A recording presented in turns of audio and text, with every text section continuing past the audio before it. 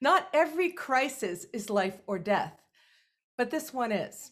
And we need to do something about it, Hamilton, and we need to do something about it now. We're not going to solve maybe the entire problem of houselessness, but we certainly need to deal with the individuals whose lives are at risk on our streets, in our parks right now.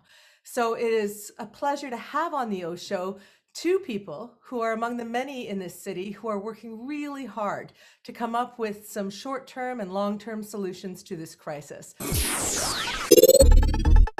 So I want to welcome back to the program Tom Cooper. Tom, you've been on the Oshow before, and you were just reminding me on social media that the last time you joined me on the Oshow was right before the expletive stuff happened. I assume you meant the pandemic. It's great to have you on the program, Ted McMeekin. And I got to ask, because it's the Oshow, your Wikipedia bio says, you were a cabinet minister and you represented your riding and your ward. But it says you were a past politician. Is there a potential, Ted, that you might be a politician again, let's say starting October 24th? Well, somebody, I think Nelson Mandela once said, the good Lord made the world round so that none of us could look too far ahead down the road. So that's that's a high probability then that you're going to run. Okay. Nothing's impossible. And, I got my start politically in 10 years of municipal life, and I loved it. It was my, I didn't really choose to go provincial, so who knows? I'm glad to have you on the program, and I know that you are a big part of trying to find a solution to this, at least a temporary solution to houselessness and the crisis in our community. But let me talk to you first, Tom. Can you just explain maybe how dire the situation is? I don't want to use the word crisis unless it's merited. We've got shelters, we're a wealthy country. Why is this such a crisis? Yeah, it absolutely is a humanitarian crisis, Laura. We've seen over the last couple of years, as I mentioned to you online, the pandemic really has hit low-income people first and hardest, both from a health perspective as well as an economic perspective. We've seen here in Hamilton, people are being evicted in record numbers because of the soaring costs of rent. We know there aren't the levels of support services that are needed to keep people housed. And that's simply because governments at all levels haven't made the investments that have been necessary to really respond to this issue around soaring housing prices and the trickle-down effect that's impacted rental prices. And so more and more people are ending up in situations of homelessness, people who have never experienced homelessness before. And it is indeed a crisis. We've seen here in Hamilton, the rise of encampments is really a last resort for many people who either can't access the traditional shelter system or won't access it because of fears maybe about COVID and their well-being. And so we need to find new solutions. And that's where this idea of building a small community of tiny cabins comes in. It's interesting to hear the word tiny cabins. I've heard, we're talking about HATS, of course, which is the Hamilton Alliance for Tiny Shelters. Is that correct? Mm-hmm. Yeah. So why to choose the word cabins, Tom? I'm just curious. I'm a word geek. Yeah, it's true. And there wasn't any intention behind it, but we do want to offer people a safe, warm space. As you know, Laura, and you've certainly covered it on the Oshow for weeks and months now, too many Hamiltonians are staying in tents. Many others are staying in the recesses of buildings or in back alleyways. It's not safe. It's not healthy. And so this idea really emerged from what we've seen in Kitchener through a program called A Better Tent City. And it's really that opportunity to try to stabilize people, get them into a safe, warm space. And whether we call it a cabin or a shelter, it's really that thinking that we need to ensure people have an indoor space they can go to stay warm, dry, and safe, stabilize their lives so they can move on and look at other housing solutions down the road. Well, I love that idea. I just want to go back to the word shelter because I think it's a loaded word for some people. Some people watch this and say, I've been putting money into my taxes forever. We're a highly taxed community. Isn't there sufficient funds for the shelter system? Is it just that these individuals you're talking about don't feel like going into the shelters for whatever reason? So, you know, why do they get these tiny cabins? Why can't they just go where they're supposed to, I guess, what some people would think? Yeah, and in many cases, there hasn't been room, particularly around women's homelessness. There aren't the shelter spaces available. We know many women are not able to access the traditional shelter system. But again, we are talking about a group of people in Hamilton who, for various reasons, sometimes they're a couple and they don't want to break up. There's, you know, although the shelter is an important system in place, there's a lot of security concerns as well when you're staying in a shelter. You know, the volunteers and staff at our shelter system do phenomenal work, and certainly I wouldn't disparage any of them because they're doing incredible work in unbelievable circumstances. But the shelter system doesn't work for everybody. If individuals have high acuities, mental health needs, addictions, perhaps they can't access the shelter system. And so those human lives need to be looked at. They need to be protected. And so in working with our local homelessness population, we're hoping to develop a process where we can identify those who would most benefit from accessing one of these tiny shelters, tiny cabins. I'm going to dial back in a moment on the issue around addictions, because I have a lot of questions for you about what it would be like in these tiny shelters. There's a lot of questions and politics around this, Tom. But can you just answer for me, has the situation gotten, you know, more dire, statistically more dire since the start of the pandemic? I can't imagine anyone it's been hard enough getting through the pandemic in a house and with a good job and with everything else. So many people are a couple paychecks away from being out of their homes or unable to pay their bills. How has the pandemic exacerbated the crisis? Yeah, there's been a double or really triple whammy. I think that's really enhanced the huge challenges many people are already facing. So certainly the pandemic itself and the health implications from that.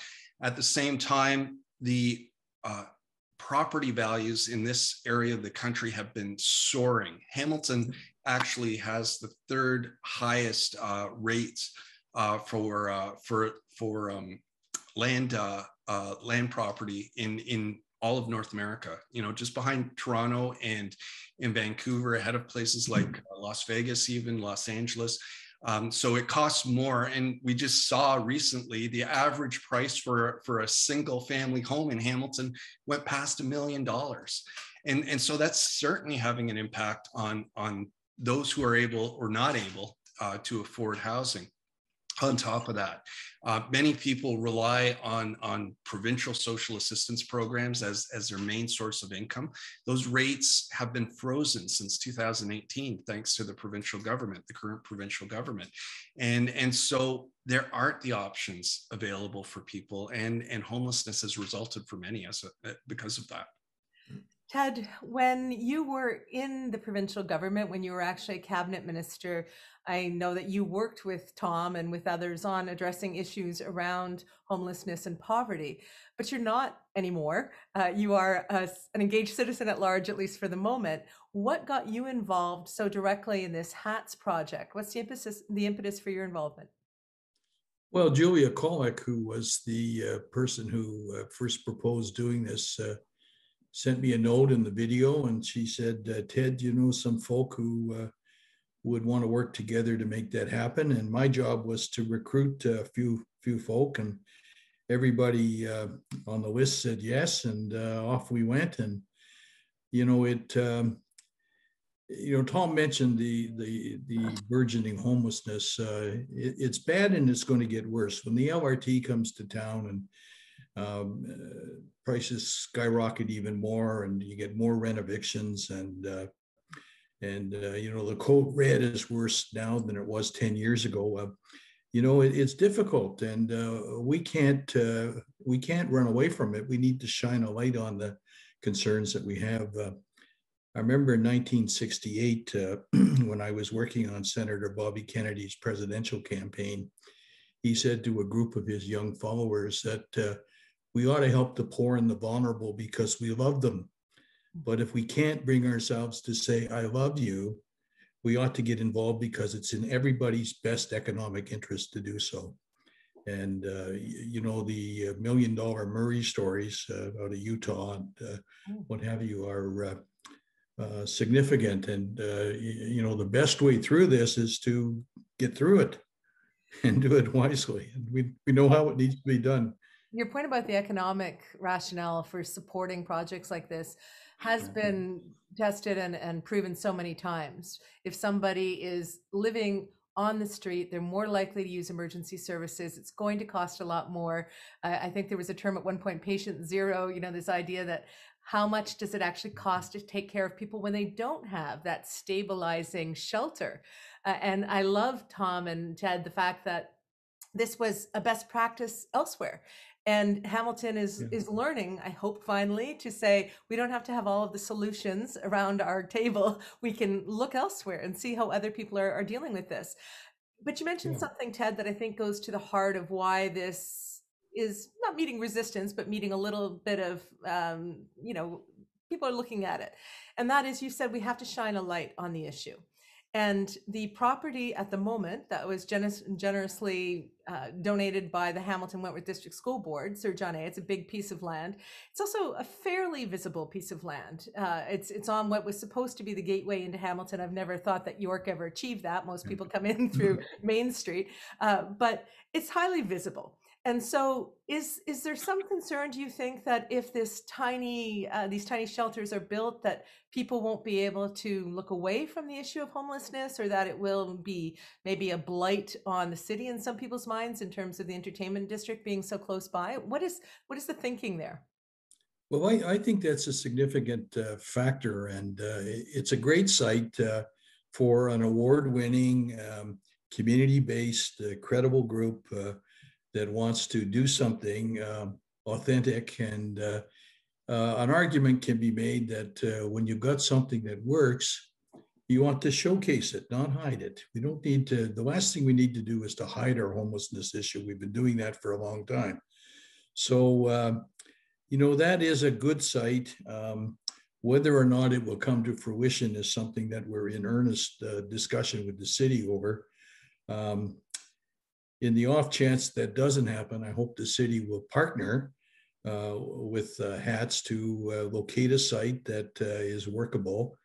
And to the city's credit, I want to give them some credit. When I was Minister of Housing, I often made the point that of all the municipalities in Ontario, in terms of social housing, with places like Indwell and others, we were handling that reasonably well. Homelessness, not so much.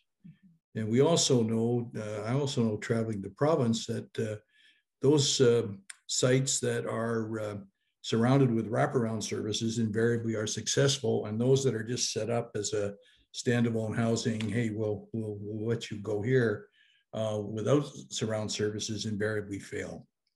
And that could be a consideration if an industrial location, for instance, is selected. How do they get that access to that wraparound service that these Hamiltonians would need? So let me ask you a few questions, Tom, on this, because you know, whether or not the city's been hiding their homeless issue or not, or how they've handled it, we are where we are now, and the crisis is urgent now, and people who are risking another cold night in our city need support now. So going forward, what would it look like in this? Because when it sounds wonderful, it sounds like it's a year plan, it's temporary, nobody's saying this is going to solve houselessness in our community. But what if, you know, what if people have needs living there? For instance, if they have addictions. I know that I can't imagine living in that kind of dire situation and not looking for something to ease the pain. And some people have addictions. So how would it be policed? How, you know, what if, do people get evicted from it? Like, I want to understand some of those pieces around this. Yeah, and those are great questions, Laura. We actually don't have all the answers yet, but we're talking to the experts who do. And there are a tremendous group of professionals, medical professionals, and support workers, social workers who are already doing tremendous work here in Hamilton, supporting the population who are unhoused. So we really think that this model will be will provide an ability for those groups, those professionals, those support services to come together at a centralized site in a more efficient way. Right now, many unhoused people are being turfed from encampments, and we never know where they're ending up, on the escarpment somewhere else. And it's if they do have those high acuities, it's really hard to track them down and be able to provide them with those medical supports. At least having a central site, we know where everybody might be, and certainly those support services can come in. So we're having those conversations right now. One thing I do want to emphasize, though, is this project is really going to be centered around people who experience homelessness themselves. And really, we want to take our direction from them. So if we're seeing kind of vague on some of the details, it's only because we really want to get their feedback, ensure their leadership in the project, and find out what will make a site like this work for them. What worked so well in Kitchener was really that coming together of people to form a community, and that helped stabilize them and empower them.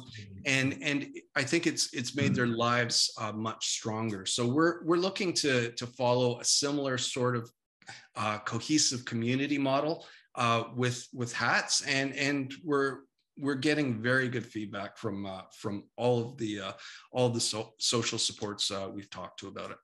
So you mentioned that the Oshow over the last few months has done a number of shows on this issue around the encampments, around policing, and all the, we're trying to help tackle this. Is the Hamilton Encampment Support Network also a piece in all of this? I'm just trying to understand what that community is that you're describing, Tom.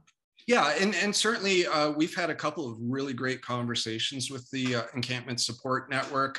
Just last week was our last one, and they have questions as well. Not everybody is entirely thrilled with this model, and there's still some concerns. How well are we going to engage with people who are experiencing homelessness right now, and will their desires for this community inform what we're doing? So yeah, we're definitely reaching out to communities right across Hamilton who are impacted by homelessness and who have some expertise in homelessness. And over the next few weeks, we'll be getting more and more feedback. We'll be presenting some of that to City Council on Thursday at Emergency and Community Services, but we'll look to continue that engagement throughout the process.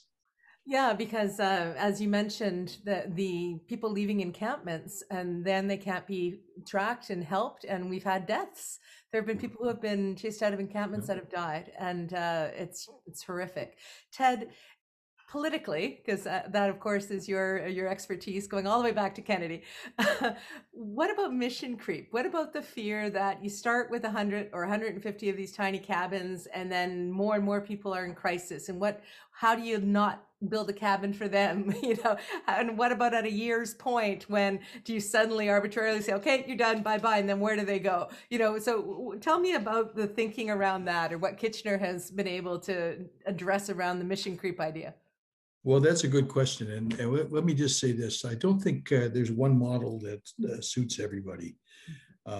6 years ago, working with a group called Canada Counts, we did a count of homeless people in Hamilton.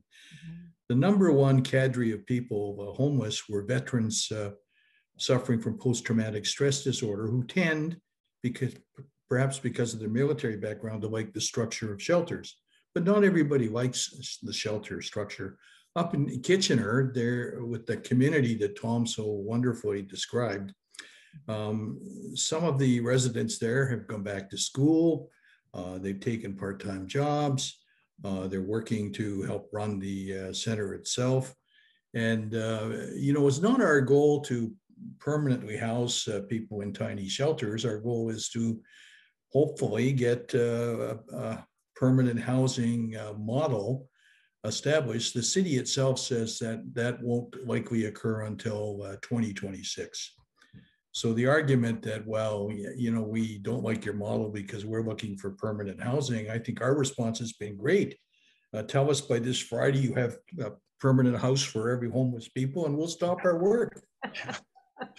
It's easy. I mean, do us a favor. Yeah. We're laughing because it's a little absurd, right? To say that, don't let, what do they say? Don't let perfection be the enemy of good. Don't let a long-term solution be the enemy of an immediate source. That's right. And Laura, most of the people, many of the people, perhaps most in the encampments are service restricted. They're couples, they maybe have a pet, they maybe have some trauma, an addiction or a mental health challenge that precludes them from going to some of the other optional spots. And, we need to be about serving everyone because everyone deserves to be treated with dignity and respect and be allowed to make transition decisions on their own. And that's the dignity piece of it that I think is so critical. I mean, any of us, no matter what place we think we're in life, are vulnerable to crisis and calamity and change of fortune, and it's not their fault that they're in this situation. They're for the grace of God, right? Right, exactly. It's all of our job, but go we, right? So we have to do something to help. So let me ask you, Tom, what can people watching this do to help? And this show, now that we're online, is seen much more broadly than in Hamilton. What can be done? Is it about donating? Is it about reaching out to decision makers? What would you have people do? Yes, all of those things. Absolutely.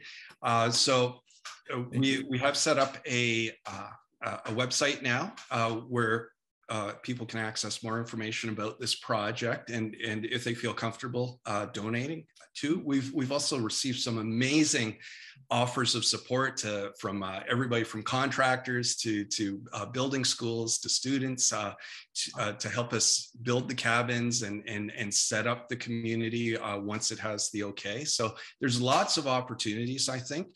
The website itself. On there for just 1 second. Just posting about this, somebody reached out to the Oshow and said, I just started a business. I don't have a lot to offer. I'm embarrassed to talk to one of the organizers if I can't do substantial work. And I put them in touch with Ted. And I said, Ted's not going to mind even the smallest support, right? And the response I got back, and I've shared this with Ted, was, a whole bunch of heart emojis and great respect for how open you are to help on this, right? This is it's accessible for people to help and come in and support wherever they can. So I just wanted to reemphasize that point, Tom, because it's already happened. This local business has already felt included in the project. Thanks for that contact. We had a great conversation, Laura. Thanks to you. Thank you. Well, no, hey, not thanks to me. It's the Oshow, right? And there's been amazing shows of support from right across the community. Yes. Again, this is a project, and I'll just emphasize it again. We're not looking to make this a long-term poverty intervention. This is really stabilizing people's lives. It's a stopgap measure.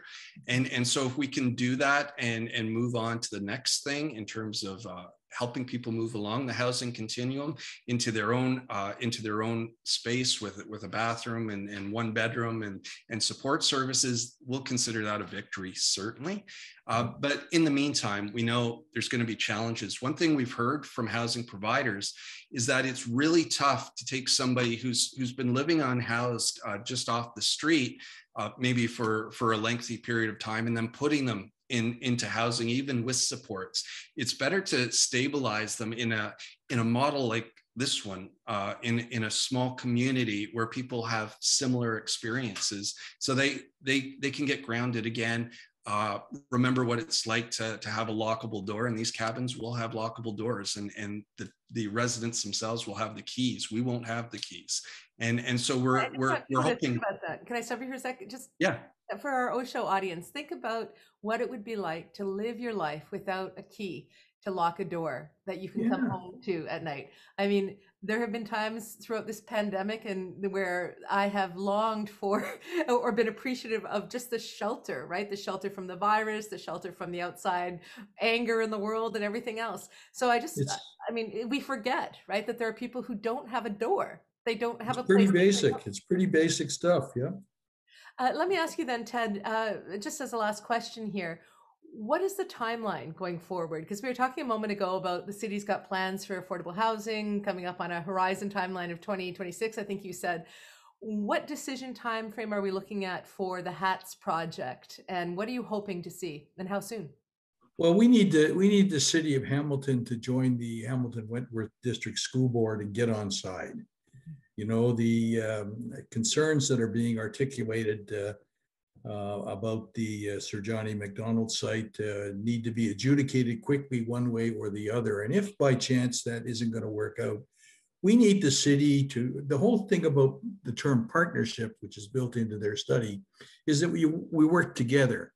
And we're not looking to make any enemies. We want to make friends we haven't made yet, you know, and do it in a way that that benefits people who need our help. So City Council will be meeting Thursday. Hopefully there'll be a resolution placed that will move this scheme forward. Tom, I think that's our hope at this moment, and that's where it's at, Laura. And the website, Tom? Yeah, it's hats.hamiltonpoverty.ca. Well, Ted, I have to say, listening to you and your wise approach to this, and what was that line you used again? You want to make friends you haven't met yet? Was that it? Yeah. I think that is a wonderful approach to Hamilton civic politics. So we'll have you back on the Oshow maybe before the election. Maybe you can give us your official announcement, because I feel like there's one coming. But Tom, also thank you. Thank you, Tom Cooper, for all of the work you've done all these years. And I'll never forget the first time you did a podcast with me, the Laracast, many years ago. You said something that I've never forgotten. And that was that when people from, I think it was Sweden, came to Canada and heard about food banks, they said, what do you mean food banks? Why would you have food banks? And they couldn't understand. And maybe you can just spend a quick second on that anecdote that you told me, Tom, because it's always stuck with me. Yeah, there were a group of Swedish housing providers visiting Hamilton, and so the conversation from our local folks got onto the use of food banks from some tenants living in social housing, and they couldn't figure out why you would put food into a bank. So it was explained that these are support service agencies, very common now, that help people who have nowhere else to turn in an emergency. And as I mentioned in my Spectator column the other day, you know, they started out as an emergency approach, but they've now become very institutionalized. So that's something we want to guard against with this project. We want to ensure it's a short-term intervention that meets people's needs and then helps them move on to better things. Well said, and thank you for your decades, however long it's been, Tom, of working to help people living in poverty in our community, and to Ted McMeekin as well. Thank you both for being voices that people trust on the issues they care about, and we all must care about this houselessness crisis in our community. Thanks, guys. Thanks, Laura. Thanks, Laura.